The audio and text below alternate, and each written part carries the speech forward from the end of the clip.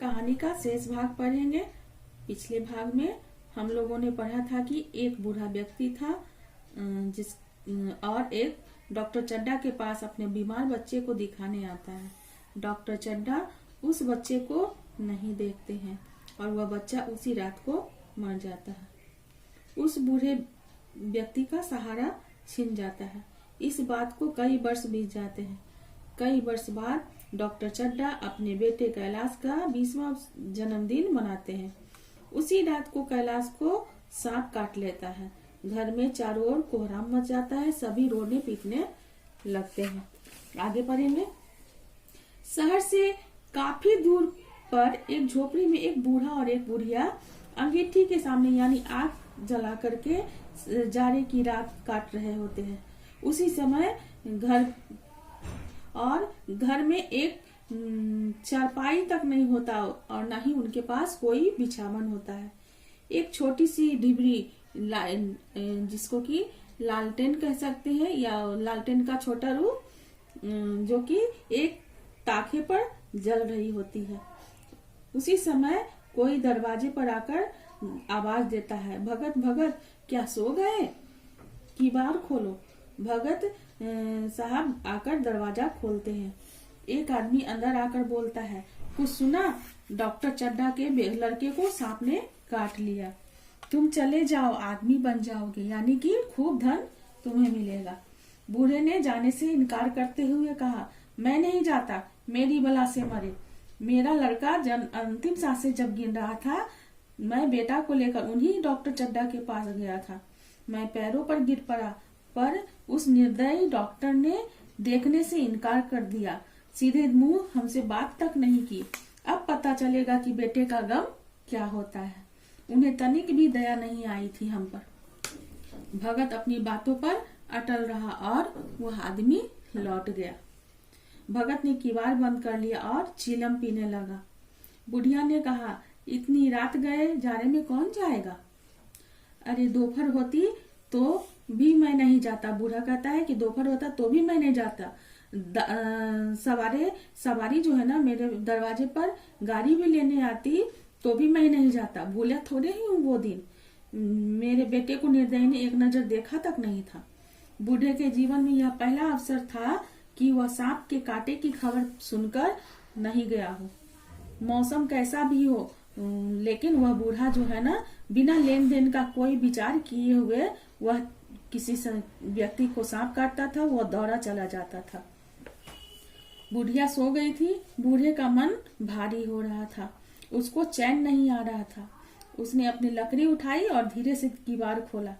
बुढ़िया की नींद टूट गई। पूछा, बुढ़िया ने कहा, कहाँ जाते हो? तो बूढ़े ने बहाना कर दिया कि देख रहा था कि कितनी रात है। बुढ़िया ने कहा, अभी बहुत रात है, सो जाओ, नींद नहीं आती। बूढ़े ने कहा कि नींद नहीं आती। तो बुढ़िया ने व्यंग कसते हुए कहा कि तुम्हें नींद काहे को आएगी? मन तो डॉक्टर चड्डा के घर लगा हुआ है तुम्हारा। तब बूढ़ा बोलता है, चड्डा ने हमारे साथ क्या बहुत अच्छा किया, मेरे साथ नेकी की जो मैं वहां जाऊं। बूढ़े ने कहा, बुढ़िया फिर सो गई। भगत ने धीरे से किवाड़ खोला और वह बाहर निकल पड़ा। उसके पैर आगे की ओर बढ़ने लगे। वह बहुत तेजी से लपका चला जा रहा था। उसके मन ने उसे कई बार पीछे भी खींचा, लेकिन उसकी अंतरात्मा उसे आगे की ओर ठेलती रही। इतने में दो आदमी आता दिखाई दिया। उस बूढ़े व्यक्ति को दो आदमी आता दिखाई दिया। वो दोनों आपस में बात कर रहे थे कि डॉक्टर साहब का तो घर ही उजड़ गया। उनका एक ही लड़का था, वह भी चल बसा। भगत के कान में यह बात पड़ी तो उसकी चाल जो है ना और तेज हो गई। वह अपनी जिंदगी में इतना तेज कभी नहीं चला था। चलते चलते वह डॉक्टर चड्डा के घर पहुंचा। रात के 2 बज चुके थे। मेहमान सभी सांत्वना देकर विदा हो गए थे। भगत ने द्वार पर आकर आवाज दी, डॉक्टर साहब दरवाजा खोलिए। डॉक्टर साहब बाहर आए और एक बूढ़ा आदमी उनको सामने नजर आया, जिसकी कमर झुकी हुई थी, पोपला मुंह था, भौहें भी सफेद हो चुकी थी और लकड़ी के सहारे कांप रहा था। बूढ़े ने कहा, कि भैया कहाँ है, जरा मुझे दिखा दीजिए। डॉक्टर चड्डा ने कहा चलो देख लो, मगर बहुत निराश मन से वह बोलता है कि चलो देख लो, लेकिन 3-4 घंटे हो गए, अब कुछ नहीं हो सकता। आपके जैसे बहुत सारे झाड़ने फूकने वाले आए, लेकिन देखकर चले गए, कुछ नहीं हो सका। डॉक्टर चड्डा उस बूढ़े को अपने घर के अंदर ले जाते हैं और कैलाश के सामने कैलाश को दिखाते हैं। बूढ़ा व्यक्ति 1 मिनट उसकी हालत देखता है और फिर मुस्कुराकर कहता है, अभी कुछ नहीं बिगड़ा बाबू साहब, आप पानी का इंतजाम करवाइए। लोगों ने कैलाश को नहलाना शुरू किया और बूढ़ा भगत मुस्कुरा कर मंत्र पढ़ता रहा। मंत्र की समाप्ति पर एक जड़ी जो है ना कैलाश को सुंघा देता। यह सिलसिला सुबह तक चलता रहा। सुबह होते होते कैलाश ने लाल लाल आंखें खोली और अंगड़ाई लेकर कहा, पीने को पानी मांगा। भगत का काम पूरा हो चुका था। वह अपने घर की ओर भागा कि कहीं बुढ़िया उसके घर पहुंचने से पहले जाग न जाए और भगत को खोजने न लगे। जब सभी लोग चले गए, तब डॉक्टर साहब ने अपनी पत्नी से कहा, बूढ़ा न जाने कहाँ चला गया, एक चिलम तंबाकू तक का हकदार नहीं हुआ। उनकी डॉक्टर साहब की पत्नी थी नारायणी। उसने कहा, मैंने तो सोचा था कि उसे कोई बहुत बड़ी रकम दूंगी, यानी बहुत पैसा दूंगी उसको। डॉक्टर चड्डा ने कहा, रात को तो मैंने उसे नहीं पहचाना, लेकिन जब साफ हुआ तो मैंने उसे पहचान लिया। एक बार वह एक बीमार बच्चे को लेकर आया था। मैं खेलने जा रहा था, मैंने मरीज को देखने से इनकार कर दिया। मैंने उसके मरीज को नहीं देखा। आज मुझे अपनी इस हरकत पर बहुत शर्म आता है। उसे मैं जितना शर्म आता है कि मैं उसे बता भी नहीं सकता, लेकिन मैं उसे अब खोज निकालूंगा और उसके पैरों पर गिरकर अपने अपराध की क्षमा मांगूंगा। वह कुछ लेगा नहीं, यह मैं जानता हूँ। उसका जन्म यश की वर्षा के लिए हुआ है। उसकी सज्जनता ने मुझे ऐसा आदर्श सिखा दिया जो कि मेरे जीवन पर्यंत तक मेरे सामने रहेगा, यानी मरने तक मेरे सामने रहेगा। यही इस यह कहानी था। इस कहानी में देखिए प्रश्न अभ्यास। पहला क्वेश्चन है, डॉक्टर के लड़के कैलाश ने सांप को पाल रखा, फिर भी सांप ने उसे क्यों काटा? डॉक्टर के लड़के कैलाश ने सांप को पाला था, लेकिन सांप जो है ना अपनी आत्मरक्षा के लिए, जब कैलाश ने उसे जोर से पकड़ा तो उस सांप को लगा कि आज मुझे कैलाश मार डालेगा, और उसने अपनी आत्मरक्षा के लिए कैलाश को काटा। दूसरा है, डॉक्टर चड्डा बूढ़े व्यक्ति को क्यों खोज रहा था?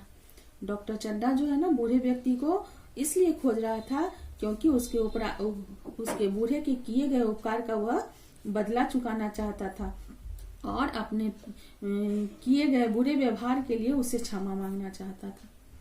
तीसरा क्वेश्चन है, डॉक्टर के लड़के कैलाश को सांप ने काट लिया।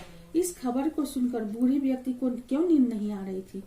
उस बूढ़े व्यक्ति में मानवता थी, इसलिए उसे नींद नहीं आ रही थी और वह अपने कर्तव्य के लिए जागरूक था।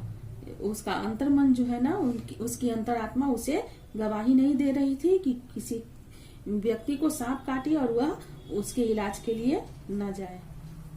पाठ से आगे में देखेंगे, डॉक्टर द्वारा बूढ़े के लड़के को देखने से इनकार करने पर बूढ़ा व्यक्ति कैसा महसूस कर रहा होगा? अपने शब्दों में लिखिए।